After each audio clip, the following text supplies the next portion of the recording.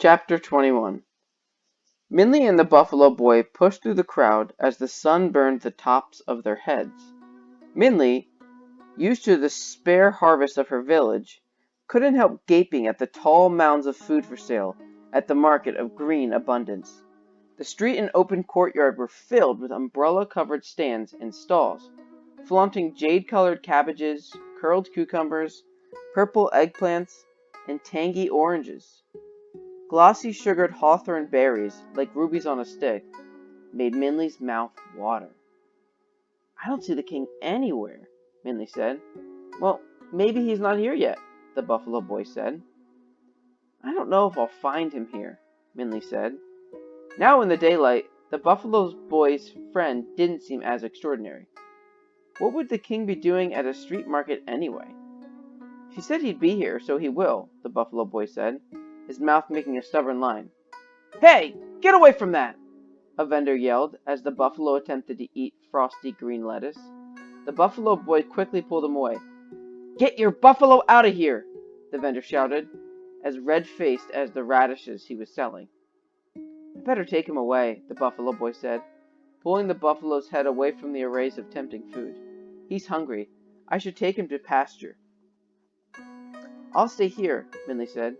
"You don't need to look for the king with me." "Okay," the boy said. "If you need a place to stay tonight, you know where my hut is. If not, maybe I'll see you around. Good luck." "Thanks," Minley said, but as he carelessly waved goodbye, she realized that she might not see him again. Before he disappeared from sight, she grabbed the last coin out of her bag and ran to him. "Wait," Minley said. "Here, take this." "No," the boy laughed. "I don't need that. You keep it."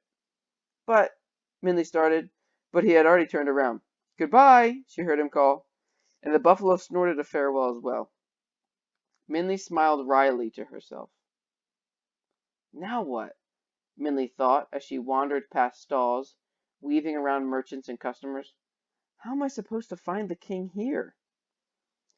"Please spare a piece of fruit for an old man," a voice creaked. Minley turned around and saw a wrinkled, poor man begging at a peach stand. He was dirty and bent, and his clothes looked as if they were made from rags used to wash floors. "Please," he begged the peach vendor. "I'm so thirsty. One small peach. Your smallest." "Go away, old man," the fat vendor said. "No money, no peach." "Please," the beggar said again, weakly. "Pity a tired old man." "Get away from here, you worthless beggar," the vendor spat out, "or I'll call the guards on you." The vendor's loud voice had attracted attention from passerbys, and a small crowd began to form in front of the peach stand. "It's disgraceful to treat an old man like that," someone murmured. "Just give him a peach." "All of you are so generous with my property," the vendor glared at the crowd. "If you care so much, buy him a peach." As Minley watched the beggar's hands outstretched and shaking with hunger, she felt a sharp pang inside her. It reminded her of Ba, reaching out with his last chopstickful of rice for her fish. The copper coin she had offered to the buffalo boy was warm in her hand.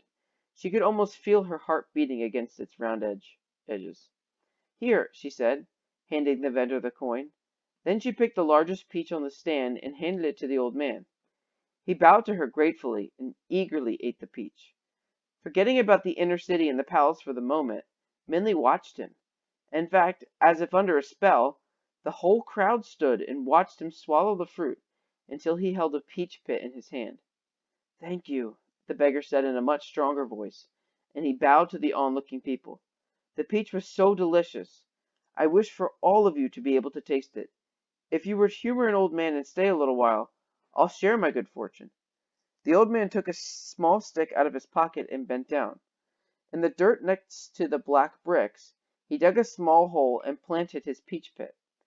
He stuck his stick upright in the little mound and then asked for water. Minley, now completely fascinated, took out her water jug and handed it to him. As he poured it onto his stick, it trembled, and was she imagining? It seemed to grow, and it was growing. The stick grew higher and higher and thicker, until it was the width of Minley's arm.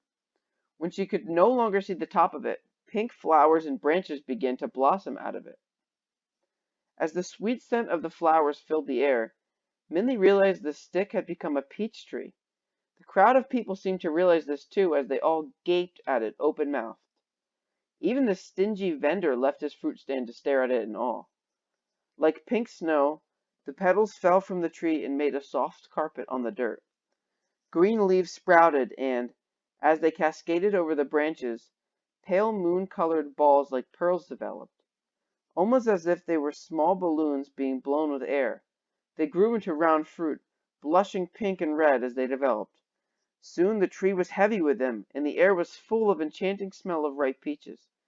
Children gathered around and stared longingly at the luscious fruit, while the adults gulped with their mouths watering. Finally, the old man reached up, plucked a peach from the tree, and handed it to one of the people in the crowd. "Please," he said, waving his hand, "help yourself." The crowd needed no urging. Young children climbed the tree and passed down the fruit, while the taller adults simply stretched and grabbed. A boy with a tired horse climbed onto its back to reach an especially red peach that called him. Before long, everyone's mouths were full of soft, sweet peach flesh and groans of delight.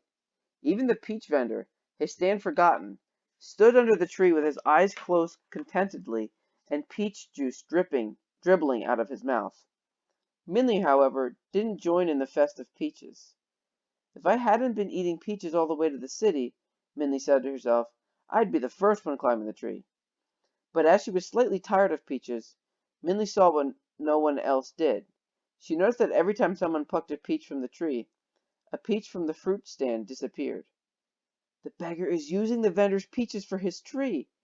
Minnie laughed to herself as she glanced at him through the fruit-eating crowd. He was watching with an amused look, and suddenly Minnie saw that the beggar wasn't really that old at all. "He must be a magician. Maybe he can help me get into the inner city." Minnie edged toward him. As she weaved her way to him, the last peach was picked from the tree, and the leaves and branches began to disappear. The tree trunk seemed to shrivel into itself, and it grew thinner and shorter. The crowd had finished their peaches, and the ground was littered with peach pits. When Minley finally reached the beggar, the tiny twig of the tree vanished underneath the pile of peach pits, and the beggar was turning to leave. "Wait," Minley said, and grabbed his arm. However, as Minley took a hold of his sleeve, it pulled back and a glint of gold shone. Hastily, the beggar pushed back his sleeve, but the quick glance was enough for Minley to see that he wore a gold bracelet in the shape of a dragon. They stared at each other, as Minley's quick-thinking mind somersaulted. "Only the imperial family is allowed to use the image of a dragon," Dragon had said. "Everyone knows a golden dragon is always and only worn by kings," said the buffalo boy. The words flashed in her mind, and Minley could scarcely breathe. "You're wearing a dragon," Minley gasped. "Only the is allowed to wear a golden dragon. You must be "Where's that beggar?" A loud, angry shout cut through the chaos. Minley recognized the vendor's voice. "He stole my peaches! I'll get him!" Quickly, the beggar shook off Minley from his arm and began to run. She stared in shock as she finished her sentence. "You must be," Minley whispered to the ragged, disappearing figure. "The king."